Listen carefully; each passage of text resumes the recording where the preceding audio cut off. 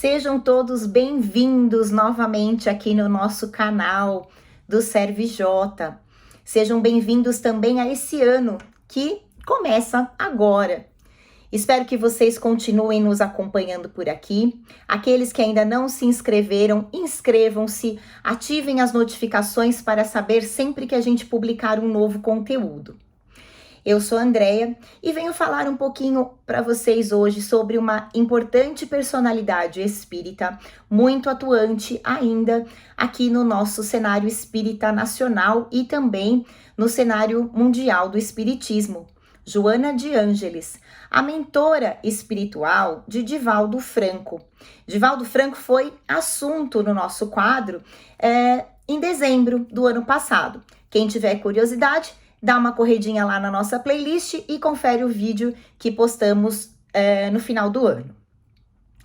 Bem, Joana de Ângeles, como dissemos, é mentora espiritual de Divaldo Franco, auxiliando o trabalho mediúnico do médium brasileiro e cofundadora com ele da Mansão do Caminho e do Centro Espírita da Redenção lá na Bahia. Ela foi, na verdade, a grande idealizadora de todo esse projeto. A Joana de Ângeles, ela sempre foi uma cristã muito atuante e teve encarnações importantes em diversos pontos até se tornar a mentora espiritual do Divaldo. Ela foi, na época de Cristo, Joana de Cusa. Ela era esposa de um alto funcionário de Herodes e ela foi seguidora do nosso Mestre Jesus. Jesus a orientou a não segui-lo em suas peregrinações presencialmente, mas que ela realizasse o trabalho de caridade no seu próprio lar, no seu próprio ambiente familiar, auxiliando e cuidando do seu esposo. Ela desenvolveu esse trabalho com maestria, e em determinado momento se tornou mãe e após o desencarne do marido como mártir do cristianismo, ela seguia ali as palavras, e os ensinamentos do nosso mestre e ela acabou sendo morta junto do seu filho no Coliseu em Roma, diante ali de uma multidão de pessoas na época em que os mártires eram mortos por seguirem Cristo. Ela morreu numa fogueira e o seu filho morreu flagelado, infelizmente, no Coliseu em Roma. Ela foi discípula de Francisco de Assis, outro continuador do trabalho de Jesus. No século XIII, ela viveu em Assis e ela se apresentou, inclusive, ao Divaldo Franco, dizendo que ela tinha sido discípula de São Francisco de Assis, seguindo ali os passos desse novo mestre, mas sempre direcionada ao trabalho de caridade ensinado pelo Mestre Jesus. No século XVII, a Joana tem uma nova encarnação, dessa vez no México, como Soror Juana de la Cruz, onde ela desenvolveu grandemente a sua inteligência. Ela foi uma das maiores poetisas da língua hispânica.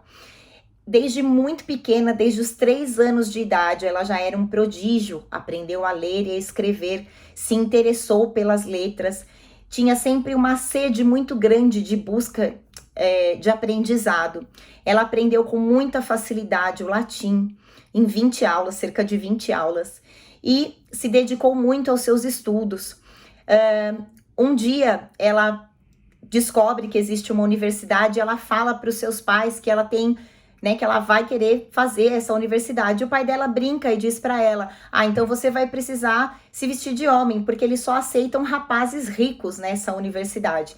E ela vira para a mãe dela e fala, então você providencie roupas masculinas, porque a partir de hoje eu vou me vestir de homem, porque eu vou estudar nessa universidade. E lá vai Juana aprendendo tudo aquilo que ela pode e ela se torna realmente um grande prodígio. Aos 15 anos de idade, ela se torna a dama de companhia do vice-rei, que a leva para a corte para impressionar as pessoas, e ela realmente impressiona a todos. Ela passa a escrever poesias, teses, peças teatrais e muitos textos religiosos muito bonitos. Ela cresce, acaba indo para um convento para estudar e buscar mais o conhecimento sobre Deus, mas ela acaba adoecendo nesse convento e volta para a corte. Nessa encarnação, ela foi, como eu disse, uma importante poetisa da língua hispânica, e os seus textos, as suas peças, tudo aquilo que ela escrevia se tornou referência não só no meio religioso, né, no meio cristão, mas ela se tornou referência no meio acadêmico de um modo geral, porque aquilo que ela escrevia tinha um potencial, né, e uma qualidade, um valor muito grande. Bem, aí um pouco mais para frente, ela, por volta do ano de 1761, ela encarna novamente aqui no Brasil como Soror Joana Angélica de Jesus. E nesta encarnação, ela também, com todo o seu devotamento, se torna abadesa de um convento. E ela participa de um momento importante da história brasileira. Ela se torna mártir da independência. Por quê?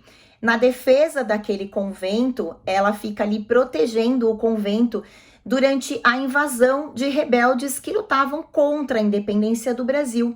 Ela protege não só o convento, mas também todas as irmãs que ali residiam, porque ela sabia que se esses rebeldes invadissem o convento, a integridade física dessas irmãs estaria seriamente prejudicada. Então ela protege ao máximo que ela consegue para que essas irmãs consigam fugir, e ela acaba morrendo nesse ataque, protegendo ao convento e a essas irmãs. E na espiritualidade, ela desenvolve, né, esse projeto da criação da Mansão do Caminho, que é a casa onde o Divaldo Franco, né, recebe e acolhe tantas pessoas aí com a sua solidariedade e esse trabalho, né, esse importante projeto educacional.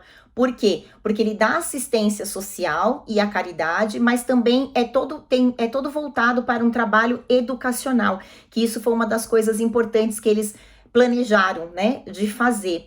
Ele, Divaldo Franco, o Nilson Pereira e a Joana de Ângeles, tanto que no próprio site da Mansão do Caminho, os três são descritos ali como fundadores.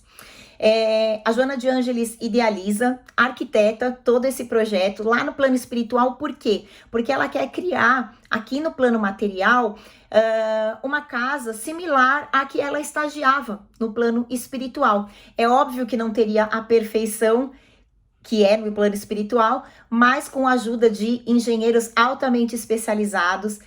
Tudo é elaborado com muito carinho e eles acabam no ano de 1947, lá na Bahia, fundando a Mansão do Caminho e o Centro Espírita vinculado, né, a essa instituição, que foi ali de uma forma maestral, né, cuidado e gerido pelo Divaldo Franco e pelo Nilson Pereira, que já desencarnou, mas o Divaldo ainda continua tocando esse importante projeto. A Joana de Ângeles pediu ajuda, na verdade, pediu orientação e permissão para Francisco de Assis no plano espiritual. E ele disse que ele apoiaria esse projeto desde que não fosse negado nunca auxílio às vítimas, né, do Calvário, ou seja, aquelas pessoas que sofreram ali, que foram os mártires ali os mártires ali do cristianismo, e também que a caridade estivesse sempre como prioridade nesse local. E ele deu ali o seu aval para que realmente esse projeto pudesse ser concretizado aqui no plano material. Joana de Ângeles também auxiliou na época da codificação da doutrina espírita. Ela fazia parte da equipe do Espírito da Verdade. E no Evangelho segundo o Espiritismo, ela participa ali de algumas mensagens. Uma delas no capítulo 9, sobre a paciência, e outra no capítulo 18, sobre aquele tema que diz: se dará àquele que tem. Ela assina, na verdade, essas mensagens como um espírito amigo, mas pelo teor das mensagens que você nota ali, percebe-se a mesma forma de escrever da Joana de Ângeles através das psicografias, né, do Divaldo Franco. Bom, pessoal, espero que vocês tenham gostado deste conteúdo. Não esqueçam de curtir, comentar, compartilhar e continuar nos acompanhando por aqui. Um enorme beijo a todos e até o nosso próximo vídeo.